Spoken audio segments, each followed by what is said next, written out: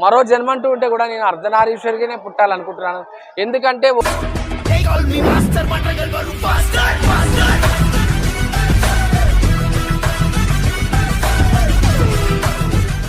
ఇదిగో గుర్రాలు, మళ్ళీ అక్కడ పోయి అది ఆల్రెడీ తనైతే ఉంది అక్కడే. ఇప్పుడు ఈ గుర్రాల మీద ఎక్కాలి మళ్ళీ నేను. ఇక్కడ శివకోడి అంటే అర్థం ఏంటంటే, భస్మాసురుడు శివుణ్ణి అయితే ఎప్పుడైతే తన చేతులు పెట్టాలని, తన నెత్తి మీదనే పెట్టాలని తనకిచ్చిన వరాన్ని ఎప్పుడైతే తను శివుడి మీద పెట్టాలని తన మీద పరిగెడుతూ ఉంటాడో, అప్పుడు శివుడు పరిగెత్తుకుంటూ వచ్చి కైలాసం నుంచి ఇక్కడ వచ్చి దాక్కున్నాడంట. అంటే ఇక్కడ కైలాసాల దగ్గరే కాబట్టి అక్కడి నుంచి వచ్చి తను ఈ గుహలో దాక్కున్నాడంట. దాక్కొని ఇక్కడ ఉన్నాడని ఇక్కడ కహాని వీళ్ళు చెప్తున్నారు. వీళ్ళకి కూడా కొంచెం అర్థం కాక చెబుతున్నారు.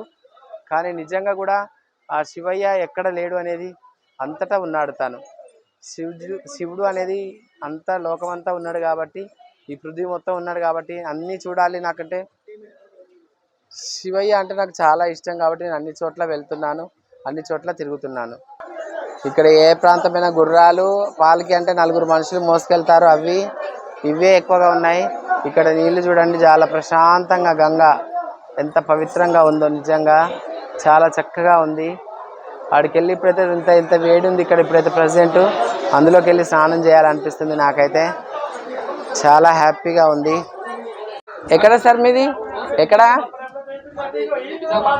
విశాఖపట్నం. ఇక్కడే ఉంటారా? బార్డర్ ఇదేనా?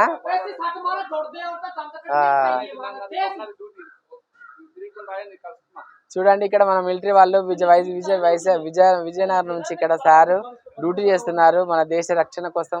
Thank you sir, thank you. మీతో కలిసి మాకు చాలా సంతోషం అనిపించింది. ओके जी, धन्यवाद। मैं तो फौजियों को बहुत इज्जत करती हूँ। जय भोलेनाथ। जय जय हो शंकरा, आदिदेव शंकरा, तेरे जाप के बिना चले ये सांस किस तरह,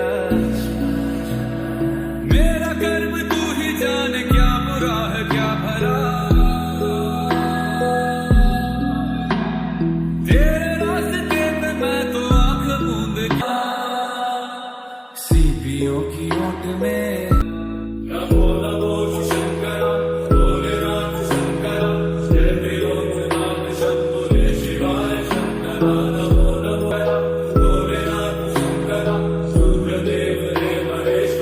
ఇది ఇక్కడికి వస్తే శివకోడి అంటారు. ఇక్కడికి వచ్చాను. నిజంగా ఇది తిరిగితే గనక నా చారోధాम యాత్ర తిరిగినట్టంట. बगल में बैठे हैं, पंचमुखी गणेश के दर्शन है। गणेश के ऊपर शंख बने हुए, कहते हैं कि नीचे देवी देवता लोग आरती करते थे, वो शंख अपने आप गूंजते थे। गंगा माँ की धारा गिरता था। आज जहाँ से जल के दर्शन होते हैं श्रावण मास में, 11 महीने जे आंचल सूखे रहते हैं। तो सर उनके आगे भगवान शिव की जटाएं हैं, जटों के दर्शन है। सामने त्रिशूल है भगवान शिव का, सामने ऊपर ओम के दर्शन है।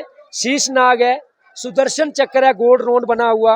कहते हैं कि उसी चक्कर से भगवान शिव माँ पार्वती का पता लगाया, फिर मोहिनी के रूप दो सब संतान सनातनी आए और जहाँ के दर्शन करें। तो उस समय बाबा रमेश गिरी जी ने 62 में जहाँ आए, 2007 तक उन्होंने गुफा की सेवा की।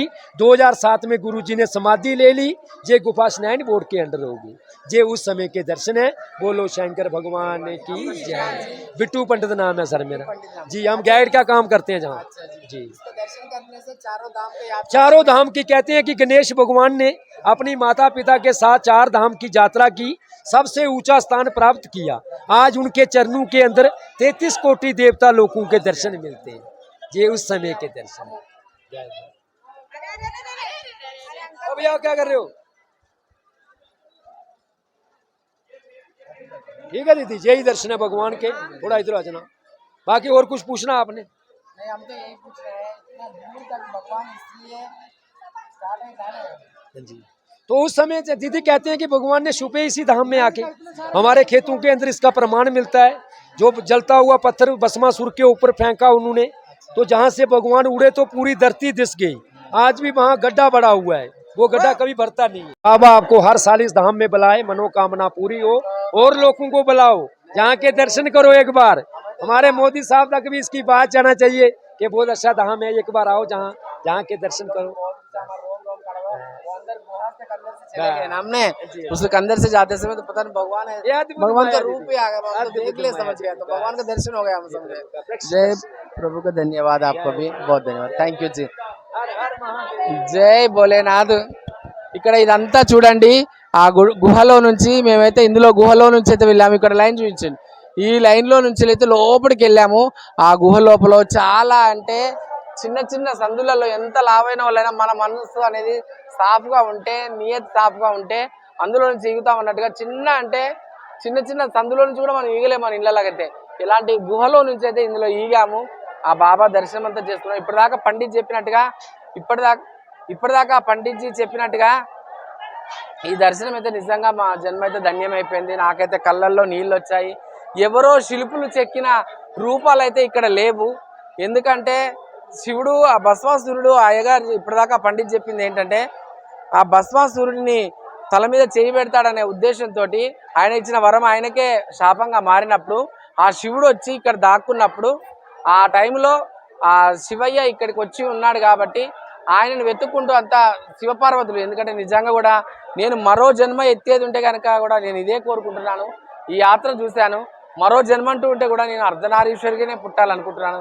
ఎందుకంటే ఒకే రూపంలో తన భార్య భర్తలకు ఆ శివుడు ఇద్దరికి అర్ధనారీశ్వర రూపాన్ని తను ఇచ్చాడు.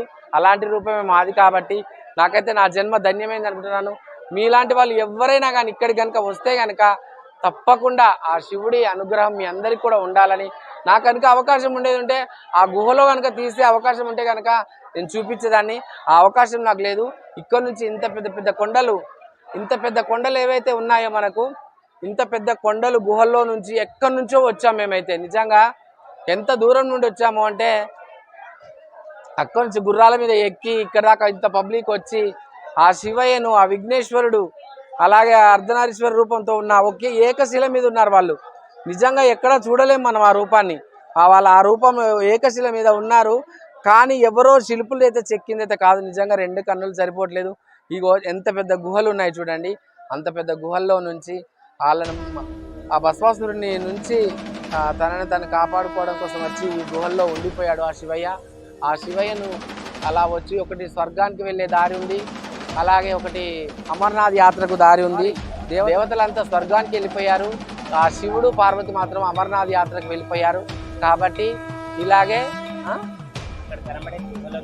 అది ఒక కనిపిస్తుందా అండి మీకు? కరెక్ట్గా కనిపిస్తుందా? ఆ గుహలో నుంచే లోపలికి చాలా లోనకి వెళ్ళాలి. చాలా ఇంకా లోపలికి పోయినాక మాత్రం చిన్న చిన్న గుహ ఉంది. ఆ గుహల్లో నుంచి వెళ్ళడం అంటే నిజంగా ప్రాణము అరిచేతులు పెట్టుకుని వెళ్ళినట్టుగా ఉంది. కాకపోతే భక్తితో వెళ్తే వాళ్ళకి మాత్రము అది మాత్రం చాలా ఈజీగానే ఉంటుంది. నిజంగా నా జన్మ ధన్యమైంది. ఇది మీ అందరికీ చూపిస్తున్నందుకు కూడా నా జన్మ ధన్యమైంది అని అనుకుంటున్నాను.